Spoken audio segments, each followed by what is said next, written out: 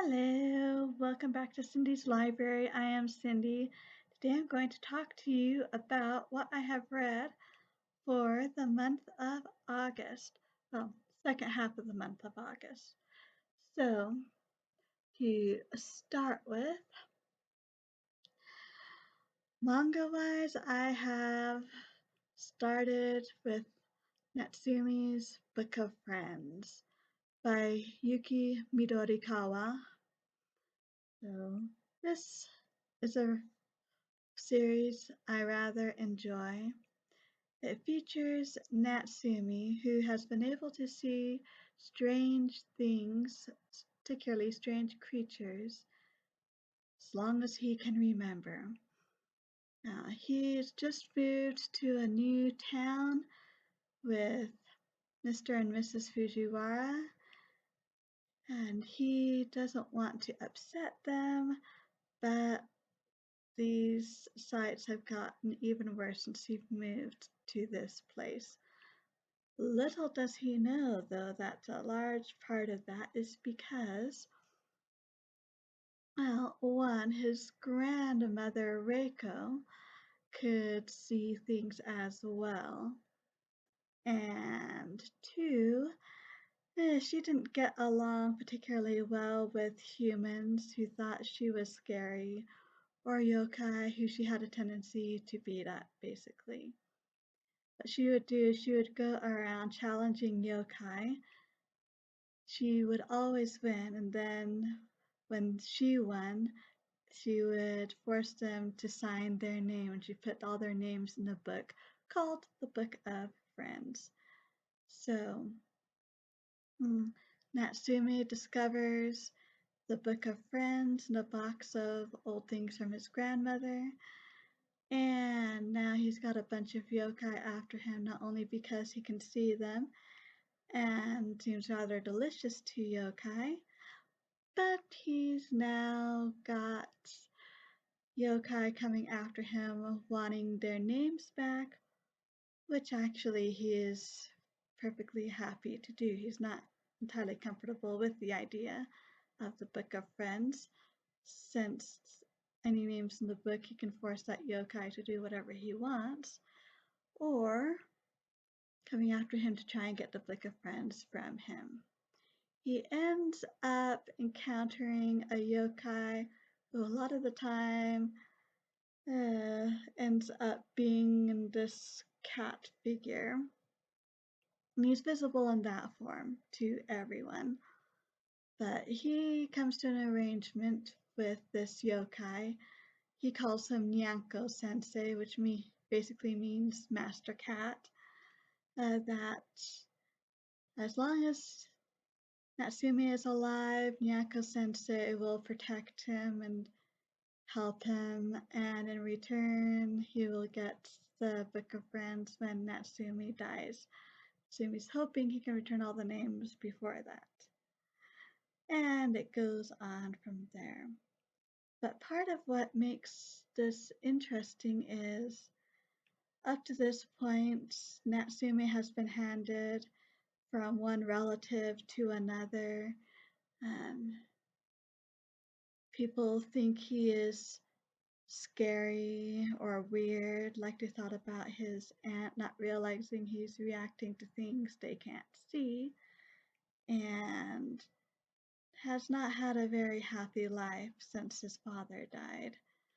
When he was little, his mother died when he was born, I think, or shortly thereafter. Anyways, when Natsume comes to this new town, he's fairly withdrawn. But yokai keep pestering him, and because he can see and hear them, he can't help but get himself involved, and he starts extending himself to humans as well, and both things are wonderful but complicated. But he honestly wants to help everyone. And it's interesting, there are some yokai that are truly dangerous to humans, and those you don't mess around with. But a lot of yokai they're just doing their yokai thing, and it's misunderstandings between humans and yokai or things along those lines. And so the more Natsume is here, the more he helps both humans and yokai, the more he starts understanding both worlds and starts making relationships, which is a wonderful thing. And no, none of those relationships to this point, and I've read 26 volumes over the years, is anything romantic, at least as far as Natsume is concerned. Let's see. Oh, I also read Alice's Adventures in Wonderland. We're reading this for Mythgard. Rather interesting if you know anything about it. It's about a girl who falls down a rabbit hole and has a lot of adventures, particularly because the world she falls down into, Wonderland, is so different from ours. And so, lots of fun in here. It's a classic for a reason.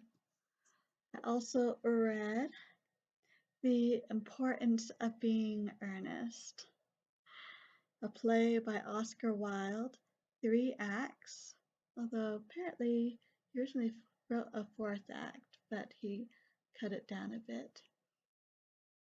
And it is just a light-hearted romp. Oh, you've got, let's see, Jack. He's a bit of a more serious character. He's in love with a gal. The gal's grandmother is not impressed with him, especially when she finds out he has no idea who he is because he was lost as a baby in a handbag at a train station. I know. Meanwhile, his friend Algernon is after the fair Cecilia, who is Jack's ward. And Jack's not entirely thrilled about Algernon, who's much more carefree and loose and a bit of a scoundrel without really being one, for them to be together. And both Cecilia, Jack's ward, and the one Algernon is interested in, and Gwendolyn, who is the one Jack is interested in, both have the idea in their heads that they want to be with a guy named Earnest. So it's just hilarious. You have, oh, what is her name? Ah, oh, Lady Bracknell. She is a fierce aunt or grandmother indeed. Yes, she is. I've heard that P.G. Wodehouse got some ideas for his Jeeves and Wooster from this, and I can see why. Or I can see how that is. So, that was quite fun. Making fun of the Victorians. That's basically what it boils down to. Let's see, and I read 2 Star Wars this month. The Princess and the Scoundrel and Padawan. I enjoyed both of them, and I have a full review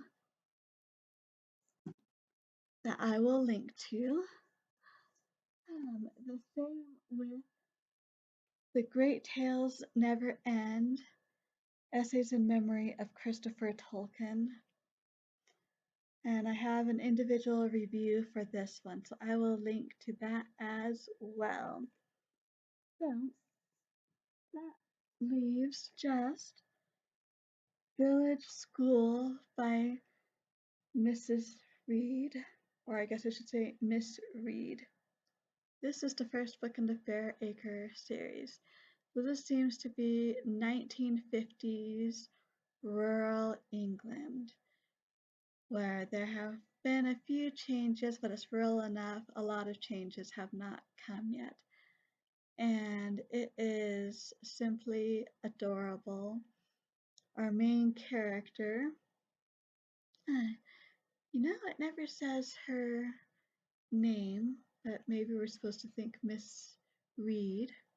She is the headmistress of the school there. It's a 2-room schoolhouse.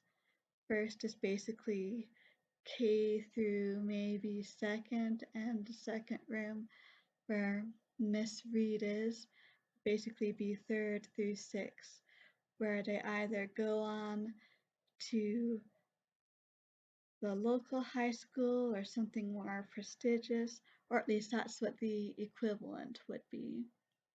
And so, just a sweet, gentle tale of village life, of school life. Not that it's perfect, there are tons of quirky characters, including the extremely opinionated woman who don't you dare tell her her opinion is wrong or disrespect the table given to her grandfather by the master he served or anything like that. Oh, but yeah, very fun, very sweet. Glad I read it. So overall, I can say my reading month was a success. Quite enjoyed it. Glad to finally get a bit more Star Wars in. I've definitely got a backlog in that direction, but that's okay. Too many books. That's what it is. Anyway, you would like to share how your reading month went? I'd love to hear about it in the comments. Or if you have any comments about any of the things that I read, I'd love to hear about it. So, thank you so much for stopping by. I truly do appreciate it. And so until next time, I hope we all stay safe and healthy. And as always, happy reading!